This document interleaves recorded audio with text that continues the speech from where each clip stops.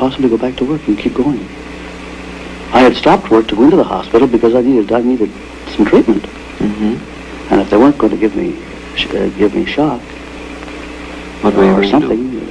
I couldn't see how I could possibly go out and work again. There was nothing that you could enjoy? Or that you could look Absolutely nothing. There was no one I could see that I'd be glad to see. There was nothing anybody could say that would cheer you that up. would cheer me. Although, as I said before, I could still tell a joke. Even then? Even then I could tell a joke. And make other people laugh? Yes. Because I think the reason for that is that I'd always been known to be a joker, and I enjoyed the fact that people enjoyed me telling them jokes. And it would give them a good impression of me.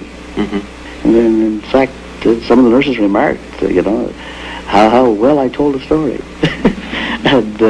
And how good-humored you were, I suppose. Yes. Although others didn't understand me so well and told me to get the long look off my face. There was one nurse in particular, of course I won't mention any names, but there was one nurse in particular who I didn't think really belonged there. In a hospital like that. Not, no. Pardon? Probably she didn't belong there. Because I was sitting there and my face must have been a mile long, and she more or less criticized me for it. She just as much as to say, there's nothing wrong with you, what are you looking so glum about? Mm-hmm. Did she And I half believe that. I half believe that she was right. That there was really nothing wrong with me. All I had to do was be a man and snap out of it. And that made you feel worse, That made me feel worse. Yes. That's the sort of thing that people would do, or still do quite frequently, when somebody is depressed or looks that way, and say, oh, well, just snap out of it, and then the person feels worse because they think they should and they can't. They feel Well, a lot of people, say, I feel kind of depressed today. I think everybody has ups and downs through life, where they, but there's no comparison. I had ups and downs before I ever had one of these depressions of which I'm speaking now.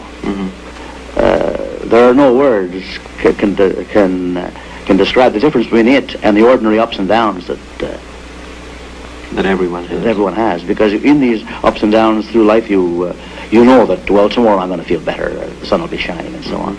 But when you're in this type of depression I speak of, it doesn't matter whether it's a black at night or whether the sun is shining, whether it's pouring rain, or whether it's snowing or anything else, nothing looks good.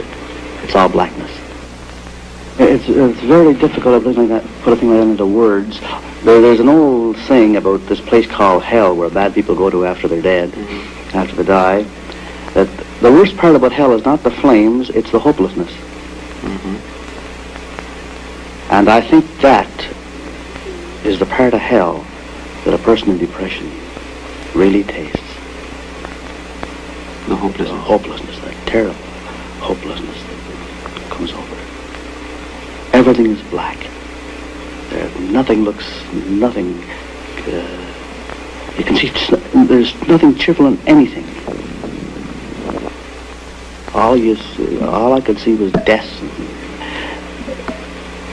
For instance, I'd say, what's the use of getting up?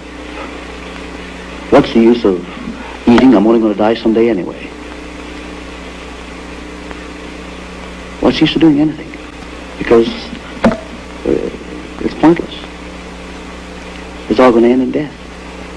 Whether I arrange to do it to myself or whether I just sit it out